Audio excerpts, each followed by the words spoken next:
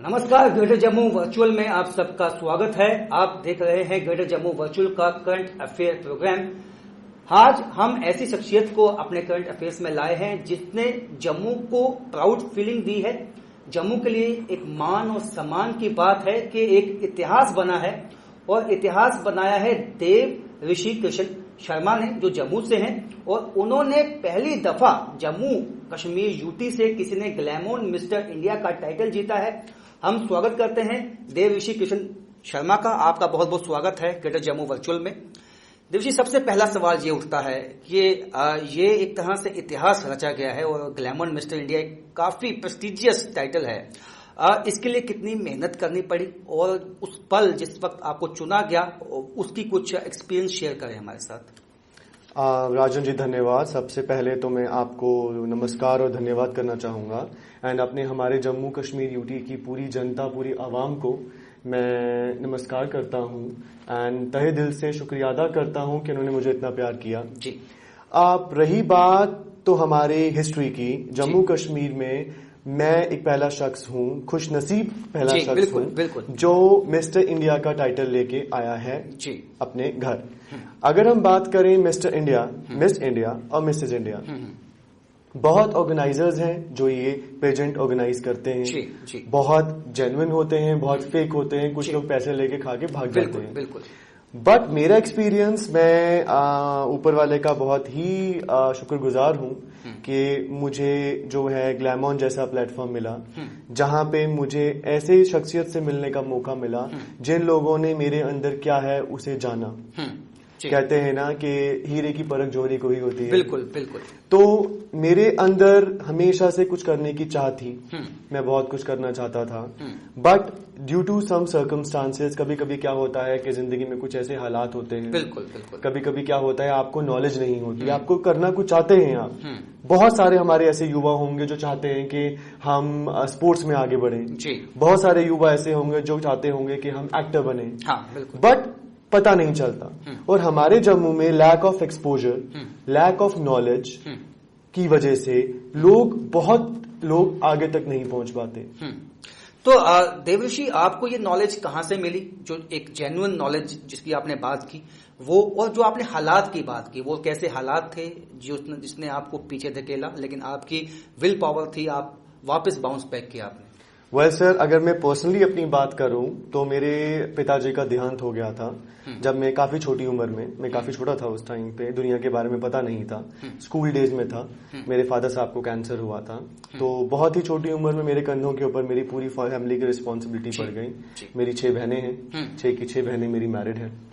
तो उस समय चाहकर भी मैं अपना जो मेरा सपना था to be into modelling and acting, मैं वो नहीं कर पाया। उस समय मुझे लगा कि अपने घर को संभालना, अपनी माता जी को संभालना, अपने परिवार का जो है रेपुटेशन बचाना ही इम्पोर्टेंट है।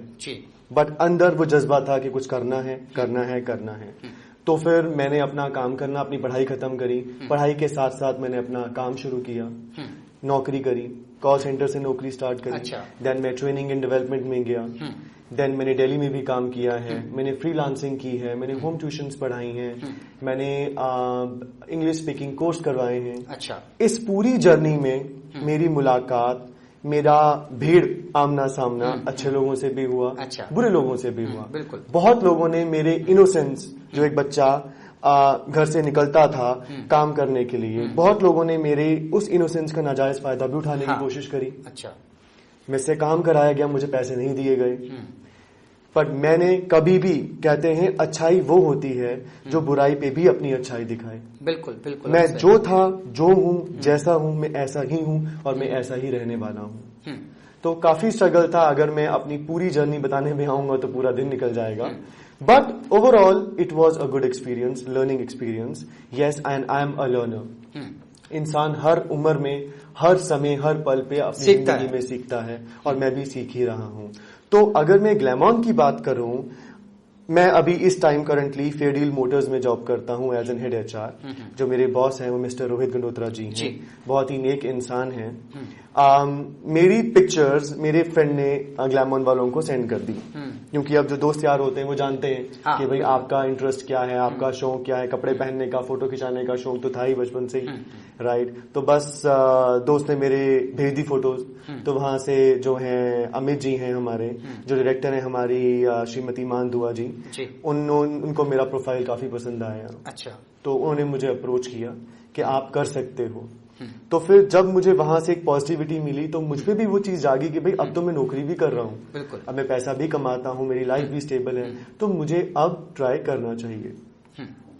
तो जब मुझे वहां से पॉजिटिव रिस्पांस आया, अब पहला सवाल ये उठता था कि 7-8 दिन के लिए एक पेजेंट के लिए जाना बिल्कुल एक आसान बात नहीं है। नहीं, बिल्कुल। जब एक हम प्राइवेट नौकरी में काम करते हैं, आप किसी भी पोजीशन, किसी भी ओहदे पे हैं, कितनी भी बड़ी आपकी कंपनी है, कितने भी अच्छे लोग हैं, सबसे बड़ा सवाल ये आता है कि 7-8 दिन के लिए आपको अपने डेली रूटीन से निकलना। बिल्कुल।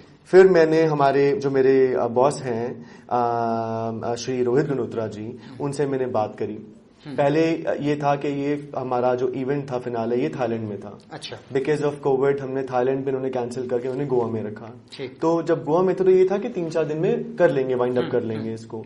तो जो मेरी रोहित गंडोत्रा से बात हुई थी, मेरे बॉस से मेरी ये बात हुई थी कि 3-4 दिन में I will be free. But then जब जयपुर का हुआ तो the schedule was little change, तो 7 डेज का हो गया। तो बहुत डिफिकल्ट हुई मेरी, बहुत मिसअंडरस्टैंडिंग्स भी होती हैं because of the current situation. This is something जो कोविड का हुआ है, दैट इज इसके आगे किसी का भी चारा नहीं चला। बहुत सारे इवेंट्स, बहुत सारे कमिटमेंट्स लोगों की जो है वो कैंसिल हो गई, डिलेज हो गई। तो फिर किसी तरीके से करते करते अप्रूवल्स मिले, मैं वहां पे गया तो अपने आप ने 100% दिया। अब ये था कि मिस्टर इंडिया की अगर हम बात करें, एक टाइटल, बिल्कुल मुझे हमेशा से विनर बनना था। अच्छा। रीजन ये था, मुझे हिस्ट्री चेंज करनी थी एंड मुझे अपनी माता जी को प्राउड फील करवाना था। हाँ, बिल्कुल। तो मेरा ये था कि आऊंगा, जाऊंगा तो जाऊंगा, 100% देके जाऊंगा और जीत के ही आऊंगा। मैं बहुत क्लियर था। अब विनर बनना, ठीक है जी, डिसाइड कर लिया। इस मुकाम पे पहुंचने के लिए बहुत सीढ़ियां ऐसी होती हैं जो चढ़नी पड़ती हैं। बिल्कुल बिल्कुल। एक शख्स जो अव्वल नंबर पे आता है, राइट, और कुछ शख्स जो उस लकीर में खड़े, लाइन में खड़े हैं, अव्वल नंबर पे वही आता है जो हर एक प्लानिंग के साथ चलता है। बिल्कुल। अब सोच तो लिया कि भाई जीतना है, पता भी चल गया अब कैसे काम खाते हैं। अब फिर होमवर्क स्टार्ट हो गया।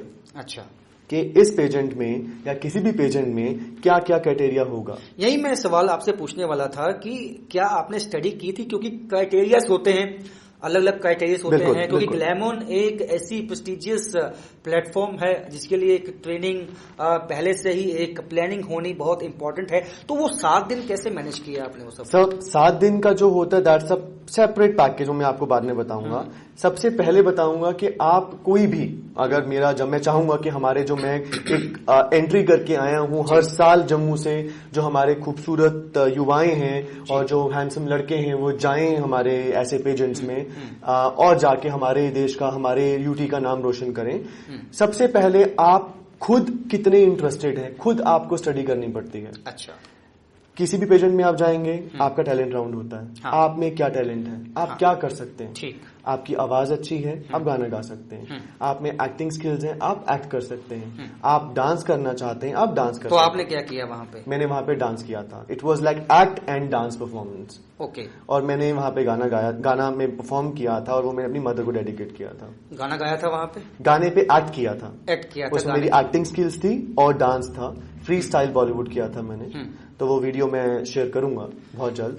देव, इसके साथ साथ इंडिया भर से, मतलब पूरे देश से ही वहां पे ऐसा नहीं है कि बहुत ही टफ कंपटीशन होता है, क्योंकि कुछ ऐसे नौजवान होते हैं जो काफी मतलब देर से इसकी ट्रेनिंग लेते हैं, जाने के लिए हर तरह से अपने आप को तैयार करते हैं।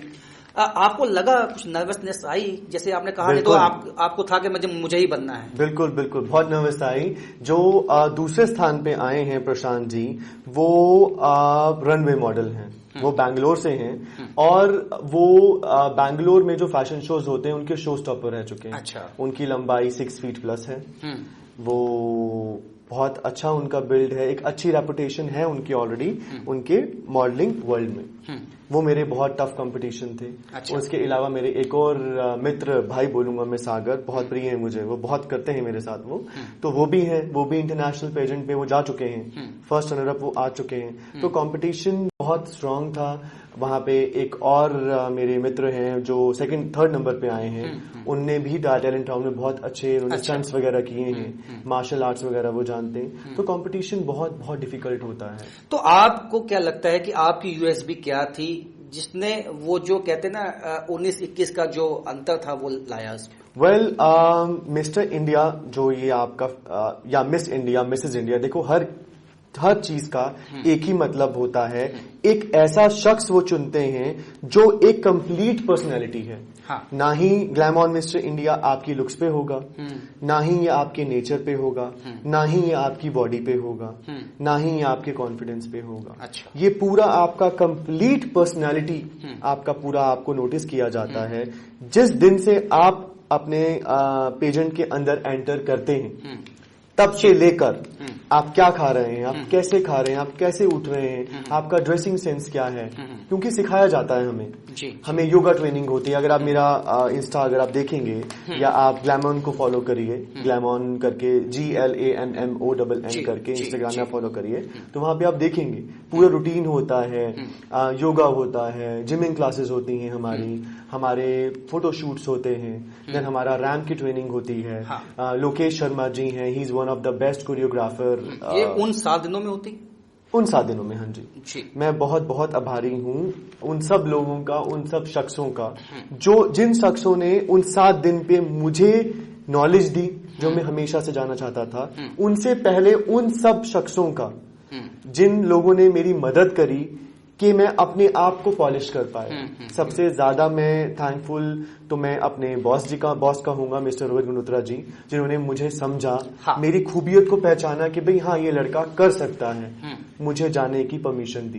देव, इसके साथ साथ मैं जानना चाहूंगा 23 फेब को ये कंपटीशन हुआ, जब फाइनल हुआ, टाइटल आपको मिला, उससे पहले देव की जो जिंदगी है, उसके बाद की जो देव की जिंदगी है, जो कुछ दिन है अभी हुए हैं, कुछ बदलाव आया लोगों में, बात करने में?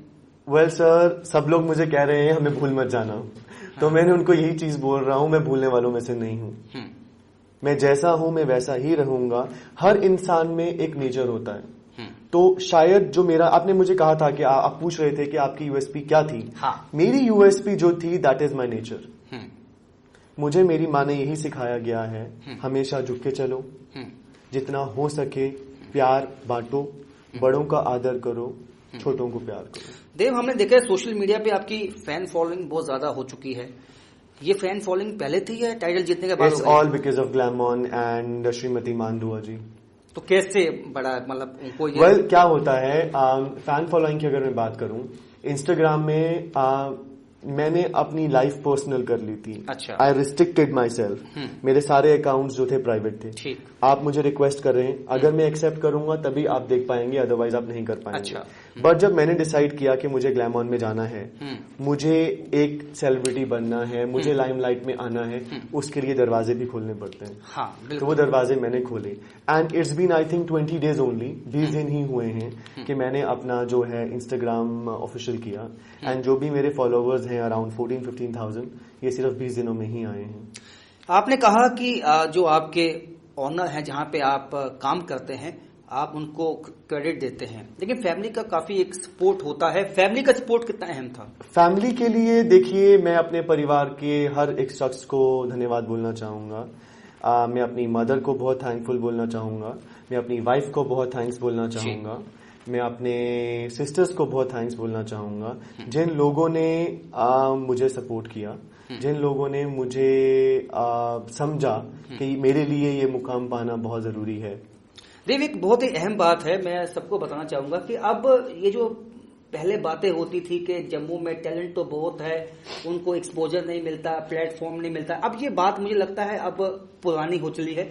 अब ये है टैलेंट तो है, अब उनको एक्सपोजर भी मिलता है और प्लेटफॉर्म भी मिलते हैं और उसका फायदा भी वो उठाते हैं, जिस तरह से देव ने उठाया। देव, आप इस बात को मानते हो जो मैंने अभी कहा कि अभी वैसी स्थिति नहीं है जम्मू कश्मीर यूटी में? टैलेंट भी था, अब उनको प्लेटफॉर्म भी ऐसे मिलने स्टार्ट हो गए। सर देखिए क्या होता है बेसिकली, अब मैं ग्लैमॉन की बात करूं, ठीक है, ग्लैमॉन भी जम्मू में ऑडिशंस के लिए आया था, और भी ऐसी एजेंसीज हैं, और भी देखो बहुत किस्म के अलग अलग किस्म के आपके इवेंट्स होते हैं।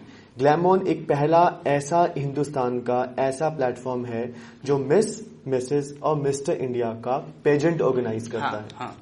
ऐसी एजेंसी छोटी छोटी एजेंसीज होती हैं जो मॉडलिंग कॉन्टेस्ट करवाते हैं, जो भी करवाते हैं, बहुत ज्यादा चीजें हद तक फेक हैं जो जेन्युइन नहीं है। अच्छा, राइट। तो मैं अपनी जम्मू के युवाओं को यही बोलना चाहूंगा आवाम को कि आप कुछ भी करते हैं सोच समझ के थोड़ा सा स्टडी करके करिए, क्योंकि आपका पैसा, आपका समय, आपकी नॉलेज, ठीक है, ये बहुत इंपॉर्टेंट है।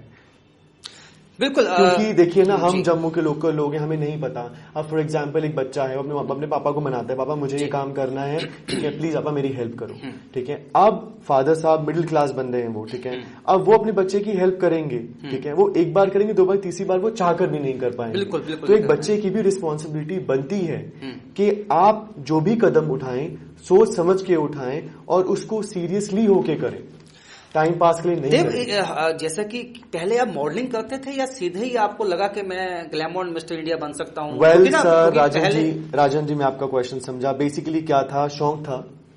जब मैं 18-19 साल का था तो था भाई फोटोज खिंचानी है, रैंप शो करना है। मैंने कौशिक जी के साथ काम भी किया था, उनके साथ मैंने एक शो में वर्क भी किया था। देन उसी के बाद फिर मुझे अपने फादर साहब का पता चल गया था कि उनको कैंसर है, तो फिर मैं उसे कंटिन्यू नहीं कर पाया। नॉलेज थी, बहुत कम नॉलेज थी, और फिर समय नहीं था क्योंकि आगे जो है रिस्पॉन्सिबिलिटीज थी, ठीक है, अपना काम करना था।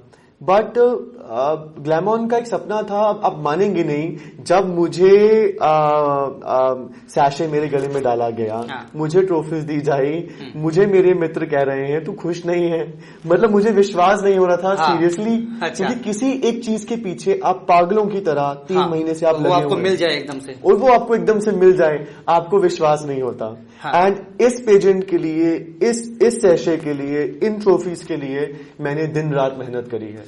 सुबह 4 बजे में उठता था, अच्छा, एंड सोता रात को 11 बजे था। 4 बजे उठना, ठीक है, अपनी प्री वर्कआउट मील लेनी, देन जिम भागना, जिम में जाके मेरे जिम इंस्ट्रक्टर जो हैं सुशील जी, उनका बहुत योगदान है मेरी बॉडी के लिए। बिकॉज मॉडलिंग में हम लोग को बहुत ही गलत नॉलेज होती है कि मॉडलिंग में आपको ह्यूज बॉडी चाहिए। अच्छा, मॉडलिंग वर्ल्ड में आपकी फिट और लीन बॉडी चाहिए। आप इंटरनेशनल मॉडल्स, अगर बड़े बड़े मॉडल्स देखेंगे तो उनकी लीन बॉडी होती है। तो जितनी आपको कटिंग्स चाहिए, जितनी आपको लीन चाहिए, उतना आपको वर्कआउट करना पड़ता है। तो 2.5 से 3 घंटे का मेरा मॉर्निंग में वर्कआउट होता था। उसके बाद मुझे घर आके अपना फ्रेशन अप होके मुझे ऑफिस जाना पड़ता था। ऑफिस में 6:30-7 बजे तक अपनी ऑफिस की कमिटमेंट करनी। उसके बाद फिर मुझे अपनी बॉक्सिंग क्लास के लिए जाना। मेरे बॉक्सिंग कोच जो हैं वो देव राजपूत जी हैं, देव सिंह हैं। अच्छा। तो उनका भी मैं बहुत आभारी हूँ, मेरे भाई मित्र की तरह हैं बिल्कुल। तो बॉक्सिंग भी की अपना कल्ट में। देन उसके बाद फिर शाम को अपनी डांस क्लास रिहर्सल के लिए भी। अच्छा।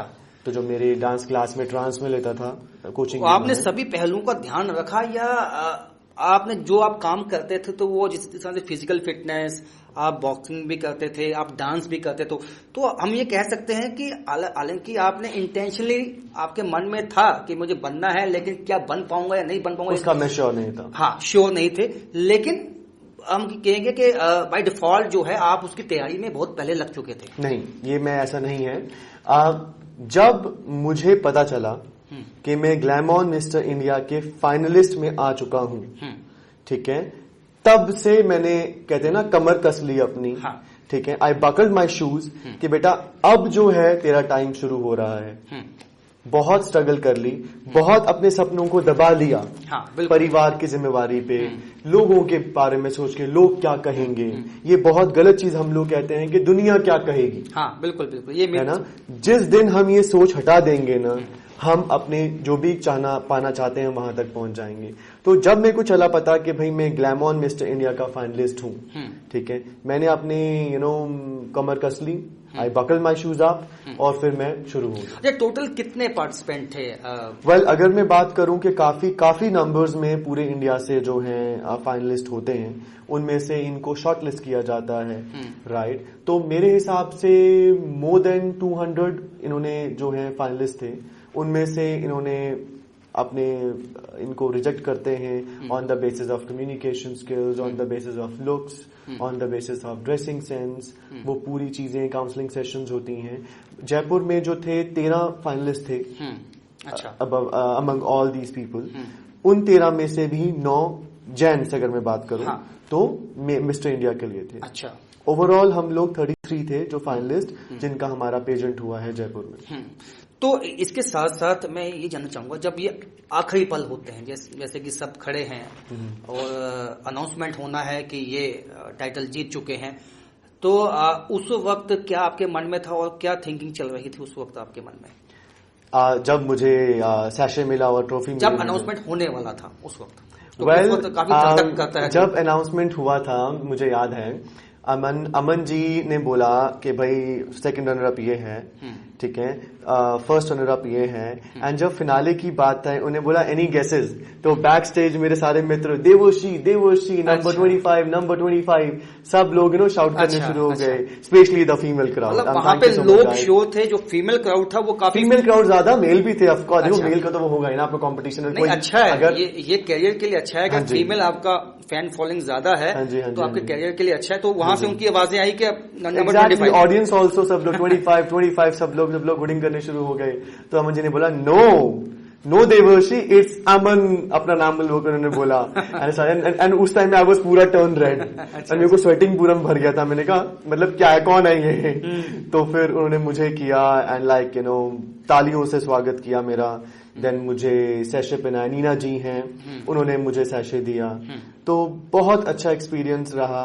बट टू बी ऑनेस्ट सैशे हुआ, मैंने लास्ट जो हमारा कैट वॉक होता है, जो 3 विनर्स होते हैं वो कैट वॉक करते हैं रैंप पे, वो भी कर लिया। बट अंदर से वो खुशी नहीं आ रही थी, बिकॉज विश्वास नहीं हो रहा था, नहीं था कि मैं जीत चुका हूं। एग्जैक्टली घर पे मैंने अपनी माता जी से बात करा, सबको बताया, बट वो मैं फील नहीं कर पाया बिकॉज बहुत थकावट थी। ये 7 दिन जो होते हैं पेजेंट के, वो बहुत हार्ड वर्किंग। अच्छा, उसके बाद कुछ फीमेल फैंस आई ऑटोग्राफ लेने के लिए?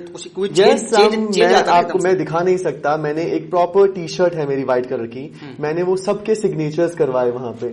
देखिए क्या होता है, इंसान वो होता है जो हमेशा हर किसी शख्स के आभारी हो। बिल्कुल। और मैं हमेशा बिलीव करता हूं कि हमें अपनी जिंदगी में थैंकफुल रहना चाहिए फॉर हर एक चीज।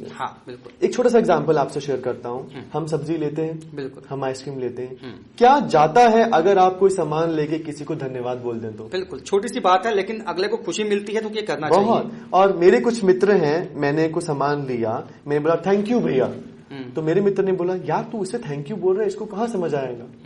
सब कुछ समझ आता है।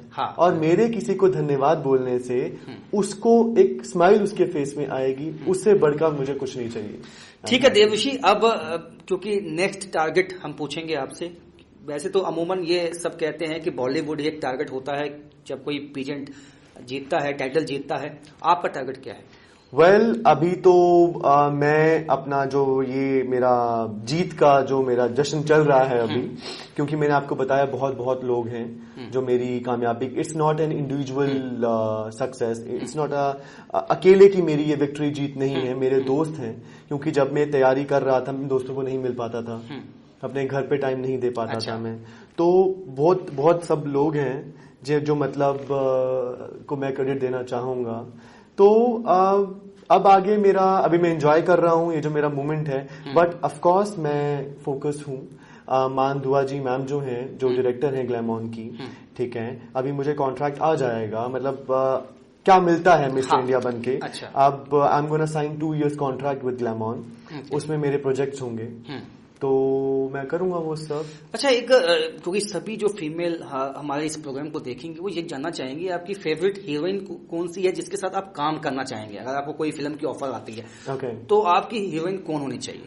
Well sir, being a artist, अगर मैं बात करूं कि मैं एक आर्टिस्ट हूं, मेरे लिए सभी को स्टार सेम है। नहीं वो तो ठीक है, अगर मैं डिप्लोमेटिक जवाब है। अगर आपकी फेवरेट हीरोइन कौन सी है जिसके साथ आप? पादुकोण। दीपिका पादुकोण। आप उसके साथ काम करना चाहेंगे? अगर मुझे मौका मिले इन फ्यूचर कि मैं दीपिका पादुकोण के साथ काम करूं तो मैं सोचूंगा कि मैं बहुत ही खुशनसीब हूं। बहुत बहुत शुक्रिया देवऋषि, आप यहाँ पे आए, अपना समय दिया कीमती आपने। तो आज जिस तरह से प्राउड मोमेंट है सबके लिए, जम्मू के लोगों के लिए, क्योंकि ग्लैमर इंडिया जो मिस्टर टाइटल जो इन्होंने जीता है, मिस्टर इंडिया का टाइटल, ये अपने आप में बहुत ही अहम है, बहुत प्रेस्टिजियस है।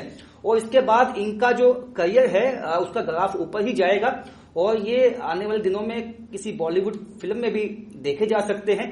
आज हमारे स्टूडियो में है, हम इनका आज स्वागत भी करते हैं और हमें बड़ी खुशी भी हुई। और इन्होंने एक जम्मू के जो यंग बडिंग जो आर्टिस्ट है उनको भी बड़ी अच्छी बात कही है कि आप शैलो नॉलेज के साथ मत जाइए, कंप्लीट नॉलेज लीजिए और कोई भी जो है मुकाम आपके लिए इम्पॉसिबल नहीं है, क्योंकि इम्पॉसिबल खुद में ही आई एम पॉसिबल है। फिलहाल मेरे साथ इतना ही।